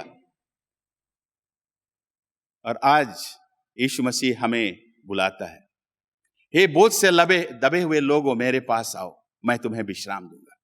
हम बोझ से दबे हैं, परेशानी है, हमारी दुख भरी कहानी है, हमारे परिवार में, हमारी संस्था में, हमारे देश में, हमारे जगत में परेशानी है। कहता है मेरे पास आओ। जितने भी बुरे काम, जितने भी हम गुनाह किए हैं, जितने भी पाप किए हैं, उसको कभी याद नहीं कर। परमेश्वर हम सबों को आशीष दे। आखिरी में एक पदस्थल पढ़ना चाहता हूं। इतिहास, दूसरा इतिहास 7:14 में यहां लिखता है, यदि मेरी प्रजा के लोग कहलाते हो, हम जो क्रिश्चियन, हम क्या कहलाते हैं? यदि तुम मेरी प्रजा के लोग कहलाते हो तो हमें क्या करना है? सुनिए यहां से क्या कहता है, दीन होकर के प्रार्थना करना है, नम्र होकर प्रार्थना करना है, मेरे दर्शन की खोजी करो और बुरी चाल से फिरो, तो मैं स्वर्ग से सुनता हूं, उनका पाप क्षमा करूंगा और तुम्हारा देश ज्यों का त्यों हो जाता है। इंग्लिश में कहता है कि I will heal the land, या हिंदी में कहता है कि तुम्हारे देश को ज्यों का त्यों मैं कर दूंगा। क्या ही सुंदर बचा। अगर हम पाप से फिर जाते हैं, पश्चाताप करते हैं, उसके दर्शन पाते हैं, तो वो हमें हमारे देश को ज्यों का त्यों कर। परमेश्वर हम सबों को आशीष दिया। भाई और बहनों और कलीसिया के सदस्य गण, हमें पश्चाताप करने की जरूरत है। यीशु मसीह जल्द आ रहे हैं, उससे पहले कि हम पश्चाताप करें, उसके पास आए, जितने भी हमारे पाप हैं, गुनाह हैं, उसको मान लें। परमेश्वर हम सबों को प्यार करता है, परमेश्वर का राज निकट है, और हम चाहते हैं कि यीशु का अनुग्रह हम पर होता रहे। परमेश्वर हम सबको आशीष दे इस वचन पर। चलिए हम प्रार्थना में जाएं। हमारे पिता तू स्वर्ग में है, हम तुझसे प्रार्थना करते हैं, आज के दिन हम तेरे पास आते हैं। हम गुनाहगारी हैं, हम लाचार हैं, हम दुखित हैं, हम शोक करते हैं कि इतने सारे गुनाह और पाप हमारे ऊपर है। हम आए, आपके पास आए। हम चाहते हैं ये गुनाह को तो माफ कर, हमें चंगाई दे। हम चाहते हैं कि तेरे पास हम नम्र होकर के आए और तुझे पहचाने। तू जल्द आने वाला है। हम चाहते हैं कि हम सबों को तेरे स्वर्ग राज के लिए हम तैयारी होकर के तेरे साथ जा सके। हमारे पापों को क्षमा कर, यीशु मसीह के नाम से मांगते हैं, दया कर सुन और ग्रहण कर, आमीन। यीशु मसीह का अनुग्रह और परमेश्वर का प्रेम और पवित्र आत्मा का सहभागिता हम सबों के साथ होता रहे, आमीन।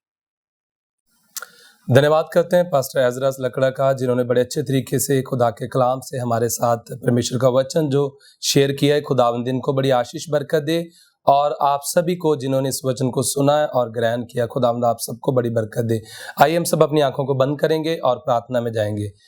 एलोहीम कुदूस मुकद्दस खुदा आपके पास आते हैं, धन्यवाद करते हैं जो आपने बीते समय में हमें संभाल कर रखा और एक दिन नया दिन हमारे जीवन में ऐड किया। परमेश्वर, बहुत से लोग जो इस दिन को देखना चाहते होंगे लेकिन वो इस दुनिया में नहीं रहे, और हम में कोई भी खूबी खासियत नहीं है कि अब तक जीवित रहते, लेकिन आपका अनुग्रह हमारे ऊपर है जिसके कारण अब तक हम जीवित है। धन्यवाद करते हैं परमेश्वर आपका। और जितने भी लोगों ने इस वचन को सुना उन सबके साथ होना, हम केवल सुनने वाले नहीं बल्कि इन वचनों को अपनी डेली लाइफ में इस्तेमाल करें और दिन प्रतिदिन आप में बढ़ते जाएं, और एक दिन आपके बेटे प्रभु यीशु मसीह के साथ स्वर्गीय घर में हम जा सके। खुदावन, जितने भी लोग इस वचन को जिन्होंने सुना है और इस दुनिया में जितने भी लोग हैं उन सबको आपके हाथों में देता हूँ। स्पेशली उन लोगों को जो कोविड-19 के शिकार हुए हैं, खुदावंद उनके साथ होना, संभाल कर रखना। उन डॉक्टर्स, उन नर्सेस के साथ जो उनकी देखभाल कर रहे हैं उनको भी संभाल कर रखना। प्रभु यीशु मसीह के नाम से मांगते हैं, आमीन।